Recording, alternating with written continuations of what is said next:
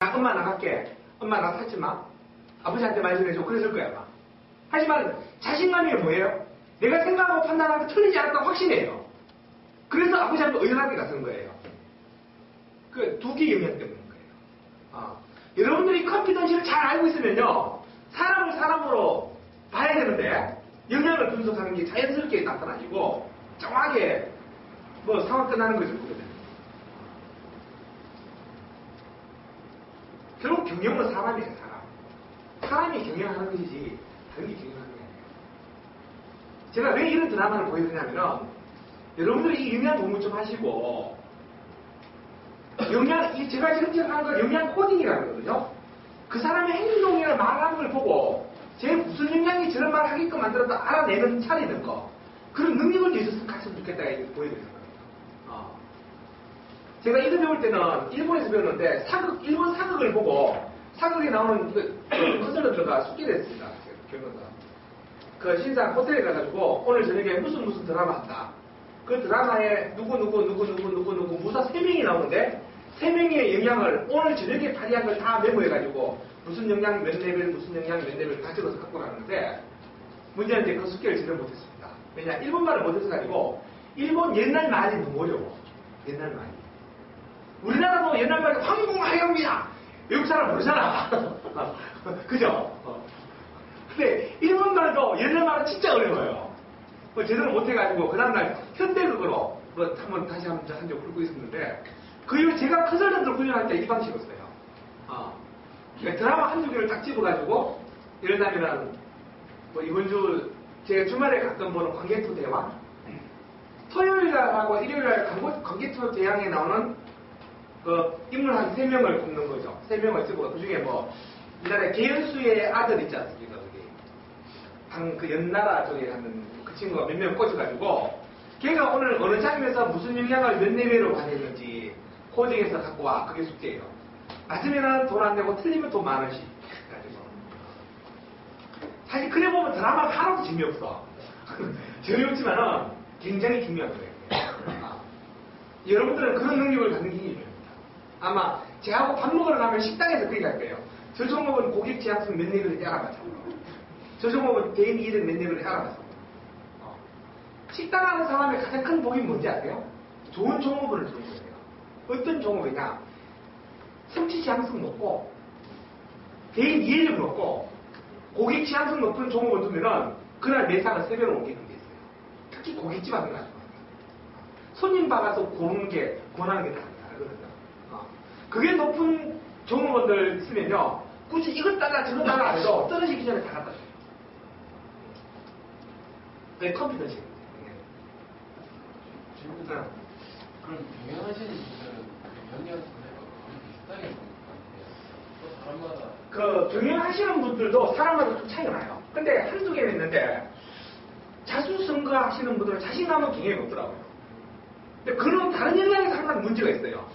대인 이해력이 꽝이라든가 대인 이해력이 꽝인 사람은 다른 사람과 절대로 안 들어요. 근데 엄청난 말을 들어. 왜냐? 성취 장성 때문에요. 그렇기 때문에 이제 1월달에 이제 경영학원 나와서 여기 있는 사람들 전부 다 틀릴 수 있다. 다 다르죠. 같은 사람 한 명도 없을 거예요. 제가 했잖아요. 이 지구의 70억 인구의 얼굴이 다른 것이 쌍둥이 얼굴 조금 차이 나거든요. 영향은 완전히 다른 거예요. 단지 패턴은 한두 개는 유사하게 나오지만은 다 다르고 그다음 또 여러분이 갖고 계신 직무하고 여러분이 갖고 있는 영향하고 매칭해보면은 재밌게 일하겠다 짜증나면서 일하겠다도 전 다 알아맞출 수가 있어요. 차라리 여기서 그만두고 딴 데 가라든가. 거의 뭐 10분 가고 맞아요. 그다음 사람 중에 조심해야 될 사람도 딱 나와요. 결정적인 순간에 위험합니다. 조심하세요. 가끔 그런 사람도. 모 컨설팅 회사인데 우리나라에서 유명한 회사예요. BSC 컨설팅 회사는 아주 유명한 회사인데 그 회사의 사장이 이제 저하고 좀 친해가지고 자기 쪽에 임원들 몇 명을 영양 진단시켰는데 한 명이 굉장히 자랑을 많이 했거든요. 근데 보니까 그 친구가 굉장히 위험한 친구예요. 회사가 잘 나가니까 충성스럽게 보일 뿐이지 회사가 어려울 때 중심을 알아보는 거거든요. 기업도 국가도 마찬가지고 결정적인 순간에 그 CEO의 뒤통수를 치기 딱 좋은 케이스가 딱 그런 케이스인데, 딱 나타나는 거죠. 내가 얘기를 해야 되는지 말아야 되는지 지금 고민이에요. 해야 되나, 말해야 되나. 아주 친하면 얘기하겠는데, 아주 친한 관계는 아니거든요. 한번 망할 때까지 몇 번에 넣었다가, 어떻게 하나, 어쨌든, 또 생각합니다만은, 그러니까 되게 중요한 거예요. 여러분들이 이런 컴퓨터에 대한 개념을 좀 이해하고 있으면 할 수 있는 게 굉장히 많다. 라고 제가 여러분들께 말씀드릴 수 있는 거거든요. 자, 교재에 나오는 요거에 대해서 한번 제가 설명을 드릴게요.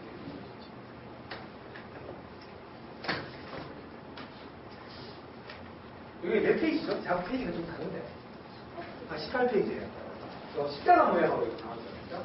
나왔는데, 사람으로 생각하시면 되고, 이거요. 생각하시면 되고, 맨 위에 것을 머리, 그러니까 머리를 많이 쓰는 뼈는 많이 나타나는 영향이 맨 위에 있고요. 그래서 이거는 발이다, 발. 얼마나 부지런하게 열심히 쫓아다녔냐라고 하는 거고요. 이건 심장입니다, 심장. 가슴과 관련된 영향이거든요. 영향이고, 그 다음에 왼팔, 오른팔인데, 우선 분석적 사고, 개념적 사고, 정보 지향성 여기 뛰어난 사람들은 대부분 IQ가 되게 좋아요. IQ 검사하면 틀림없이 120, 130, 그 이상 다 나옵니다. 뛰어난 사람. 하고요. 그 다음에 목소리 큰 사람이에요. 목소리 큰 사람. 성대 자체가 인상에서는 목소리 큰 게 아니고 늘 목소리가 제가 왔다 보면 좀 시끄럽다는 사람 있지 않습니까? 그러니까 일본 전산이라는 회사가 사람 채용할 때 목소리 큰 사람 뽑으라고 했거든요. 왜 그랬을까요? 맞아요. 목소리 큰 사람이 갖고 있는 역량이 자신감이 첫 번째. 두 번째 성취 지향성. 세 번째 개인 역량력. 요 세 개가 크면 목소리가 커져요. 이해하시죠? 그죠? 제가 첫 직장에서 쫓겨났는 이유 중에 재미있는 고등학교 졸업하는 빡빡머리가 그 사람은 그 대리는 대학 ROTC 졸업하고 ROTC로 해서 중위로 제대가 전산실에 근무하다가 대리로 승진하면서 지방 지점에 온 친구예요. 그러니까 회계에 대해서 잘 모르는 친구죠. 근데 그 친구한테 제가 대던 영향은 뭐죠? 자신감하고 소신력은 두 개예요. 그게 강하니까 대던 거야, 그냥. 그래서 저는 못 고쳐요. 제가 컨설팅을 잘하는 이유가 바로 딱 그 때문이에요. 그죠? 제가 제일 얘기하기 좋은 차라리 CEO예요. 밑에 직원들 핑계가 많아, 얘기하기 싫어. 그거 제가 제일 듣기, 그거 제가 할 수 없는데요? 제 결정사항은 제가 제일 듣기 싫어하는 얘기입니다. 그러면 내가 얘기할 수 있는 사람 데리고 오라. 이런 얘기 하죠. 가끔 쫄따구게 만나가지고, 저 컨설팅 범위가 어떻게 했다고 이딴 소리 하면은 말 바꿉니다. 전무다, 상무다, 개뿔, 전무, 당신이 결정할 수 있는 걸 보는 거죠. 못하면 말고, 결정할 수 있는 시키는 얘기 듣겠다라고. 그게 큰일 아니에요? 그러니까 CEO 컨설팅 할 때 CEO한테 직접적으로 얘기할 수 있는 것은 소신력하고 자신감이 없으면 얘기 못하는 거예요. 나는 계약 안 해도 좋다 이거죠. 계약 안 해도 끝나고. 이게 보니까 당신 회사 필요하다 이거죠, 당신 회사. 근데 돈벌 나쁜 거 둘째치고 정말 당신 회사가 이렇게 돼야 당신이 원하는 회사를 만들 수가 있다. 당신이 원하는 회사를 만들기 위해서 내가 도와줄 건데 그렇다면 내 말대로 했으면 좋겠다. 이렇게 제가 들고 하는 거예요. 핵심은 그거예요. 그게 나를 못 믿겠으면 컨설팅 돈을 가지고 성과도 베이스로 하셔야 되죠. 잔금을 안 줘도 좋은 대신에 성공하면 따로 다 나는 거죠. 그게 크게 잡는 얘기죠. 나도 살꾼 아니니까. 그게 맞는 거 아니에요? 그래서 저는 성과급 베이스로 컨설팅 있는 것도 되게 많아요. 하나 사례를 보여줄까? 제가 부사장으로 있었던 회사가 이 노트북에 넣었다. 근데 다음 노트북에 있구나. 제가 노트북이 두 개인데 이 노트북에는 지금 없는 거예요.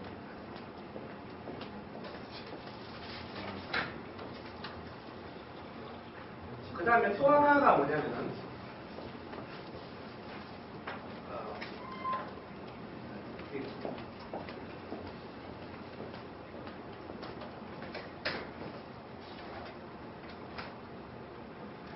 그 다음 영향 중에 이 조직 헌신성이라는 게 있거든요. 조직 헌신성인데 여러분이 100번 어떤 면접에도 찾아볼 수 없는 영향이 조직 헌신성이에요. 조직 헌신성은 아까 얘기했지만은 회사와 나와 이해관계에 있어서 어느 걸 선택할 거냐의 영향이에요.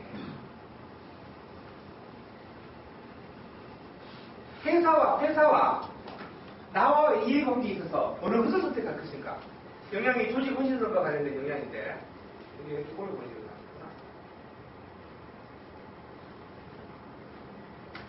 여기 크게 보이니까요. 네. 이 조직 헌신성이 저 사람이 있는지 없는지를 여러분 100번 연습, 하여간 100일 동안 면접해도 그 사람이 조직 헌신성이 있는지 없는지 찾아가죠. 근데 조직 헌신성이 없어도 되는 회사가 있어요. 어떤 회사냐? 월급이 많이 주고 브랜드가 있는 회사는 조직 헌신성 없어도 돼요. 월급과 그 브랜드 때문에 남아있어요, 직원들이요. 예를 들면 삼성전자에서 월급을 다른 회사의 과장, 차장 정도 이상 한 2배 정도 준다 하면은 삼성전자에서 맡기는 그 과장은 일단 명한 내기 좋지 않습니까? 브랜드가 있고. 두 번째, 월급 많이 주니까 회사가 뭐 끝에도 다니는 거예요. 문제는 중견기업이나 중소기업은 되게 다르다는 거예요. 회사가 브랜드가 있는 것도 아니고. 그죠? 월급을 그만큼 줄 수도 없어요. 차라리 조직에 헌신하는 사람이 열심히 일하는 사람이에요. 헌신도가 높은 사람은 행동에 열정이 있는 사람이거든요. 이런 사람은 백날 면접에도 못 푼다는 겁니다. 인천성모병원에서 영양진단하는 가장 큰 목적 간호사 중에서 헌신성이 떨어지면 다 뜨거버려요. 아예 전부 헌신을 안 뽑아요. 그게 어떻게 나타나냐? 이 영양진단하고 뽑은 간호사들이 진단 전보다 이직률이 70% 떨어져요. 확 떨어지는 거예요. 얘들 조금만 월급 더 좀 올리는데 인간이 월급 더 줘가지고 남아있더라고요. 에이, 그 정도 더 받았는데 여기 차라리 가족 같고 분위기 좋은데 여기 있겠다 하고 안 옵니다. 그 다음에 이쪽 영향인데요. 대인 관계에 있어서 대인 영향력은 주로 말도 잘할 뿐만 아니라 문서도 잘 만들고 특히 대인 영향력은 위로 가면 위로 갈수록 올라가야 돼요. 상대편을 설득해내는 능력이거든요. 자, 대인 영향력 관련해서 제가 몇 가지 여러분께 설명을 드리자고 한다면은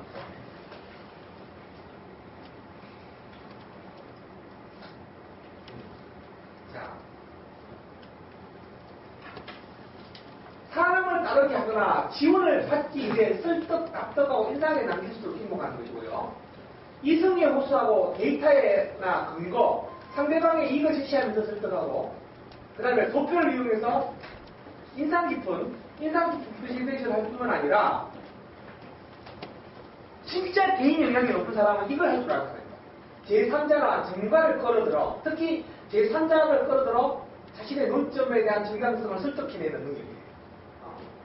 자기가 직접 얘기가 설득할까 포기하는 거는 그런 하수술이 하는 거고, 고수들은 자기가 할 말을 자기가 안 해.